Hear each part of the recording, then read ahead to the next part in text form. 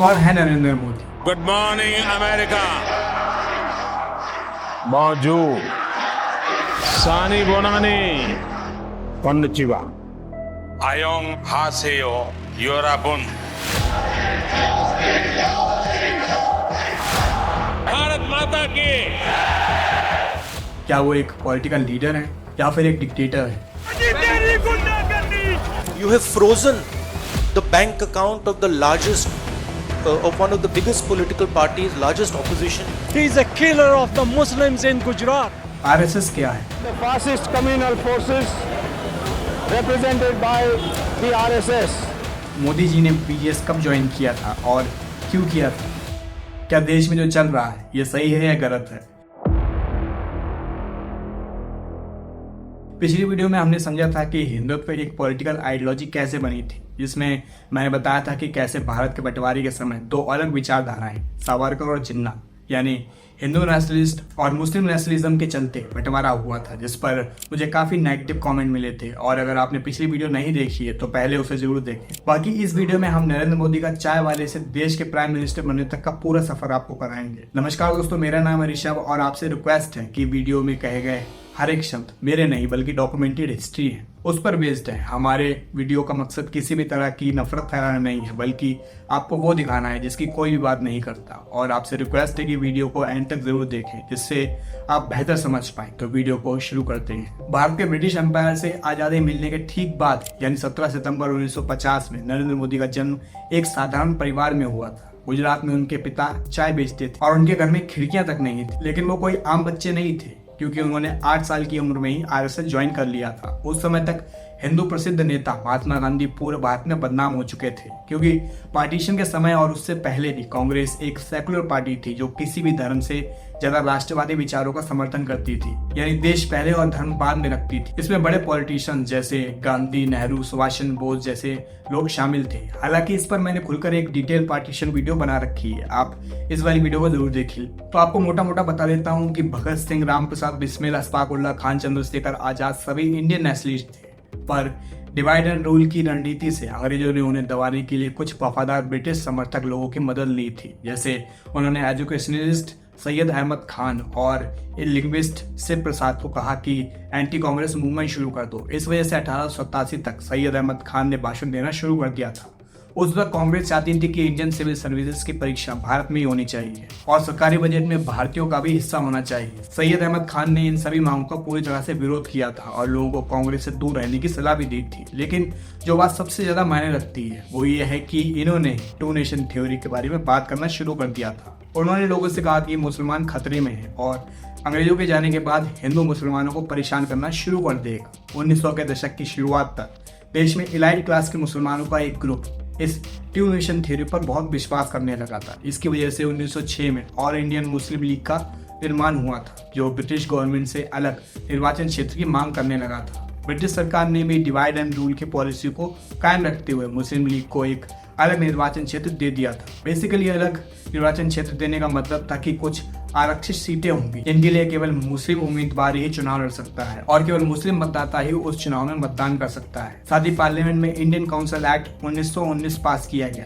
जिसके तहत सिख, यूरोपीय और एंग्लो इंडियंस को भी अलग क्षेत्र दे दिया गया। इससे हिंदुओं का एक छोटा ग्रुप खुद को कमजोर महसूस करने लगा। उन्हें लगने लगा कि उनके लिए कुछ भी नहीं किया जा रहा है। 1909 में Indian medical service officer lieutenant colonel UN Mukherjee ने कोलकाता में मौजूद एक अखबार में लिखा था, इसका टाइटल था हिंदू एक मरती हुई जाति है। यानी इसमें उन्होंने अपने डर के बारे में बताया था कि कैसे हिंदू खतरे में है और मुस्लिम आबादी तेजी से बढ़ रही है और कुछ वर्षों के बाद हिंदू आबादी खत्म हो जाएगी। उन्हें डर था कि मुसलमान पूरे देश पर कब्जा कर लेगा। इसलिए 1915 में मदन मोहन मालवीय ने मुस्लिम लीग की ही तरह अखिल भारतीय हिंदू महासभा का निर्माण किया। साथ ही 1925 में भी एक राष्ट्रीय स्वयं सेवा संघ बनाया गया, जिसका निर्माण केशव बलराम जी ने किया था। दोस्तों, ये था कहानी का बेस। अब आते हैं मोदी जी पर। मोदी जी भी इसी आरएसएस ग्रुप से इंस्पायर थे और ज्वाइन कर लिया था। साथ ही 1967 तक उन्होंने हाई स्कूल पास कर लिया था और आरएसएस के रैंकों पर चढ़ने के लिए तैयार थे, क्योंकि आरएसएस में अलग अलग रैंक्स होती हैं, सीनियर और जूनियर टाइप की। पर इसी बीच मोदी जी के माता पिता ने उनकी शादी एक स्थानीय लड़की से कराने की व्यवस्था कर दी थी। पर परेशानी ये थी कि आरएसएस अपने मेंबर्स को शादी करने से प्रतिबंध करता था और ऐसा करने का मतलब ये भी था कि उन्हें संगठन से निकाल दिया जाए, जिससे उनके परिवार और समुदाय द्वारा त्याग दिए जाने का भी जोखिम हो जाएगा। और अलग अलग पवित्र जगहों पर सालों की आत्मा की खोज यानी इनलाइटनमेंट के बाद गुजरात छोड़ दिया। कई साल के बाद मोदी वापस घर लौटे और आरएसएस हेडक्वार्टर का दौरा किया। 1951 में भारतीय जनसंघ की नींव श्यामा प्रसाद मुखर्जी ने रखी थी। श्यामा प्रसाद मुखर्जी इससे पहले कांग्रेस पार्टी के अंदर भी मिनिस्टर रह चुके थे। खैर, यहाँ तक मोदी को अपनी लाइफ को मकसद मिल चुका था। याद रहे दोस्तों, इस समय पर भी देश में अलग अलग धार्मिक मतभेद बने हुए थे और ये सारी कहानी देश के पार्टीशन से जुड़ी हुई है, क्योंकि भारत एक सेक्युलर नेशन बना था तो अलग अलग धर्मों के लोग यहाँ रहते थे और राजनीति भी इन्हीं सभी मुद्दों पर की जाती थी, जैसे आर्टिकल 370 को हटाना, यूनिफॉर्म सिविल कोड बिल को इम्प्लीमेंट करना, हिंदू नेशनलिज्म की बात करना, राम जन्मभूमि की बात करना। ये सारी वो चीजें हैं जो आज हो चुकी हैं। खैर, धार्मिक आधारों पर पार्टीशन करने से लगभग 20 लाख से भी ज्यादा लोग मारे गए थे। इसका प्रभाव पूरे इतिहास को भुगतना पड़ा। इसके कारण आज भी तनाव बना हुआ है। विभाजन के बाद लगभग भारत में 70% पॉपुलेशन हिंदू, 25% मुस्लिम और लगभग 5% में सिख और ईसाई थे। और महात्मा गांधी जैसे नेता जानते थे कि भारत की उन्नति के लिए इन समूहों के बीच शांति की जरूरत थी, लेकिन इसकी गारंटी नहीं थी और तनाव जल्दी ही हिंसा में बदल गया था। पार्टीशन में मुस्लिम आबादी को 2 देश मिले थे, ईस्ट पाकिस्तान और वेस्ट पाकिस्तान।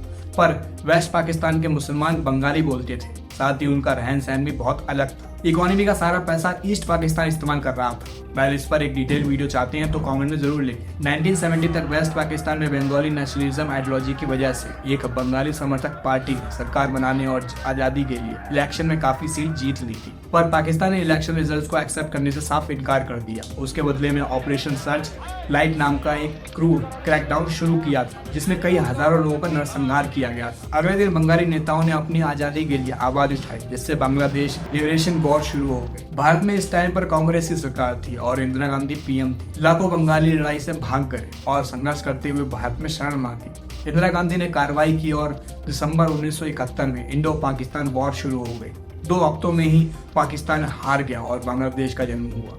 इस वक्त तक मोदी देश में बीजेएस पार्टी के लिए अलग अलग इलाकों में अपने भाषण दे रहे थे, जिससे कई इलाकों में बीजेएस सक्सेसफुल भी रही थी, पर अभी भी कांग्रेस के मुकाबले बहुत कमजोर थी। लेकिन मोदी को कांग्रेस के खिलाफ लड़ने के लिए एक और वजह मिलने वाली थी, क्योंकि भारत की नेता इंदिरा गांधी देश को एक बड़े संकट में डालने वाली थी, यानी emergency. President has proclaimed emergency.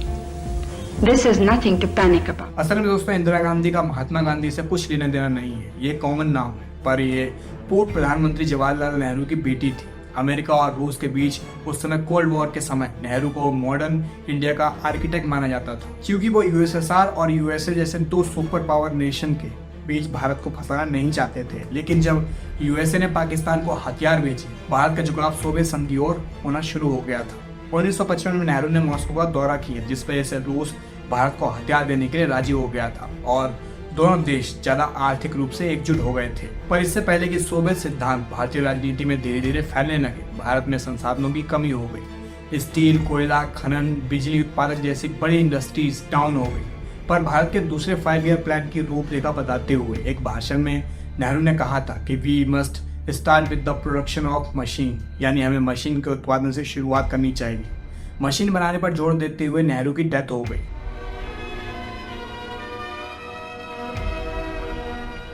By car in the procession rode Nehru's daughter, Mrs. Indira Gandhi, and his sister, Mrs. Pandit. India's premier had been in failing health for some time. Yet now that he was dead, the nation was shocked as by an irreparable loss. और उनकी जगह इंदिरा गांधी उनके कदम पर चलने लगी। इंदिरा गांधी ने कोल, steel और refining industries को नेशनलाइज कर दिया और देश के 14 सबसे बड़े बैंकों को अपने हाथ में ले लिया। इतना ही नहीं, 1971 में भी यूएसएसआर के साथ कई सब्जेक्ट्स पर सहयोग को बढ़ावा देने के लिए एक ट्रीटी पर साइन किया, जो कि भारत के इतिहास में सत्ता का सबसे बड़ा।